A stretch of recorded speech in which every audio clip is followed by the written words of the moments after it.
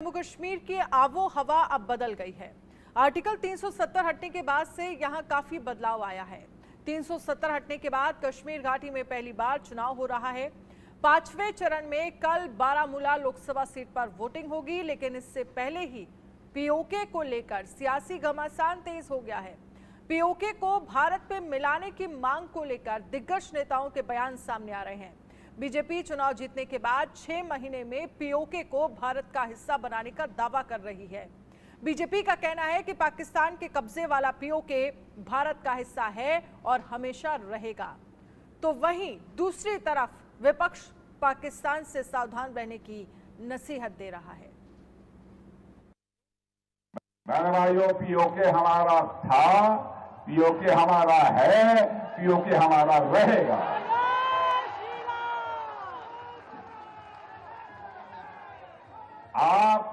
आप चिंता मत करो, भारत की ताकत बढ़ रही है। भारत का डेवलपमेंट जितनी तेजी के साथ हो रहा है,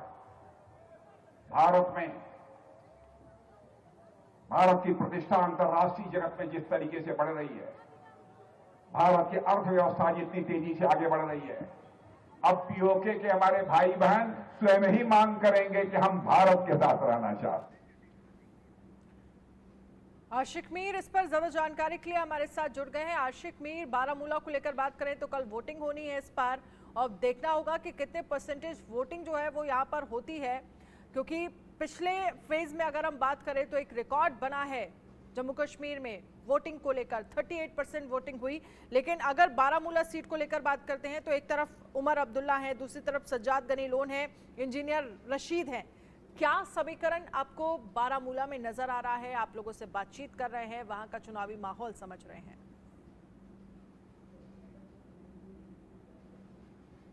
आशिक मीर, आपको मेरी आवाज आ रही है?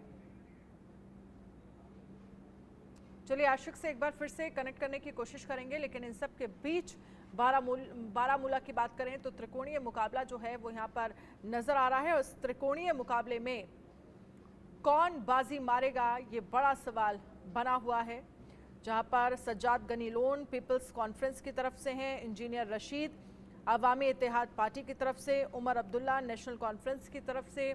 ऐसे में जब बीजेपी की तरफ से लगातार ये बयान सामने आ रहे हैं कि पीओके हमारा है, पीओके हम लेकर रहेंगे, और अभी सीएम योगी आदित्यनाथ की तरफ से भी ये बयान सामने आया कि आप बीजेपी की सरकार बनवाएंगे तो 6 महीने में पीओके हमारा होगा, पीओके हम लेकर रहेंगे।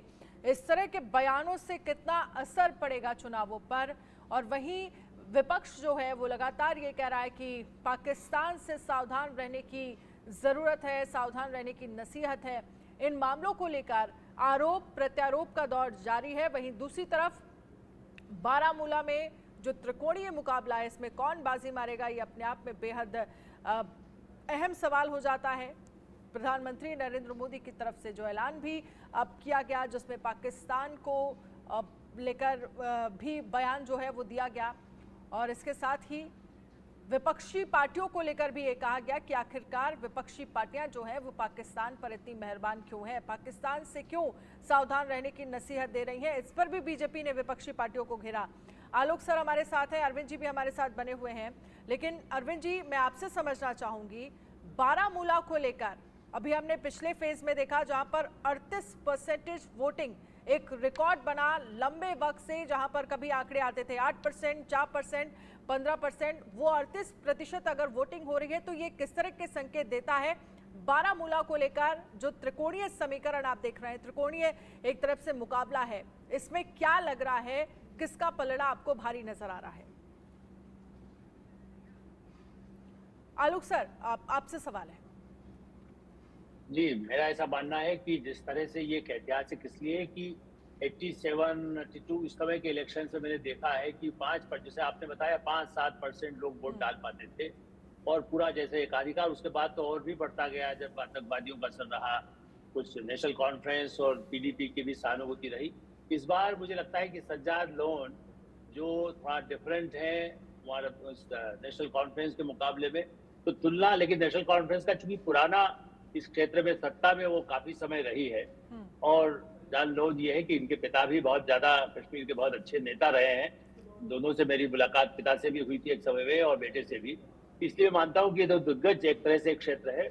और ये मैसेज तो निश्चित रूप से, अभी आपने कहा योगी आदित्यनाथ जी नहीं, एस जयशंकर विदेश मंत्री जो डिप्लोमेसी को जानते हैं कि अंतर्राष्ट्रीय स्तर पर क्या कहा जाए।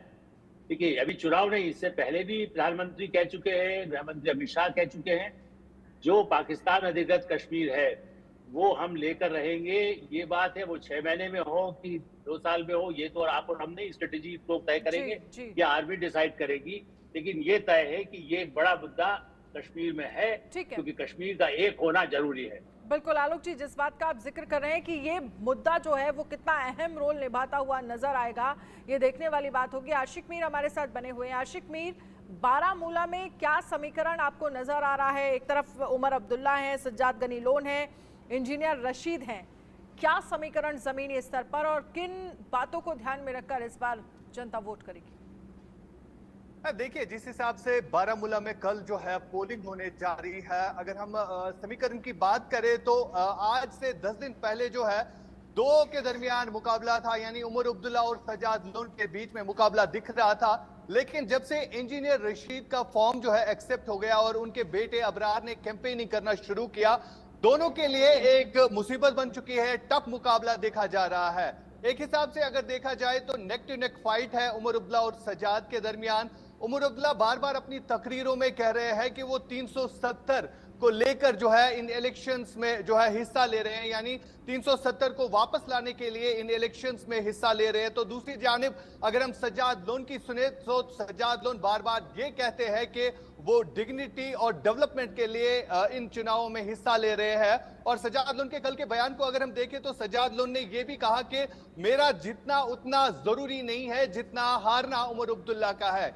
यानी कहीं ना कहीं दोनों के बीच में तकरार जो है काफी ज्यादा बढ़ गई है और बारामूला की ये सीट जो है काफी हॉट सीट मानी जा रही है, क्योंकि पूर्व चीफ मिनिस्टर रहे उमर अब्दुल्ला के लिए एक बड़ा चैलेंज है, क्योंकि अगर उमर अब्दुल्ला इस सीट से बिल्कुल।